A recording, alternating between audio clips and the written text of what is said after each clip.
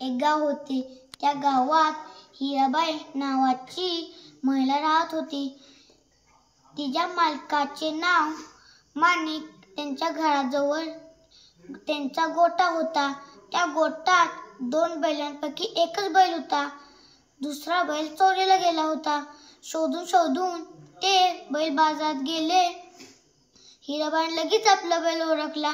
जोरात ओरडली, अहो हा पहा आपला बैल. चोर सापडला. आवाज ऐकून चोर घाबरला. तसे न दाखवता तो बोलला, हा बैल माझाच आहे. दोघे भांडू लागले. हिराबाई चतुर होते. तिने हाताने आपले डोळे बंद केले. चोराला विचारले की कोणता जादू आहे ते सांग. बरोबर सांगितले तर बैल तुझा. चोराने अगोदर उजवा मग डावा असे सांगितले.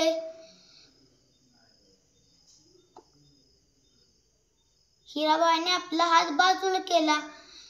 कोणता जादू नाही असे दिसले.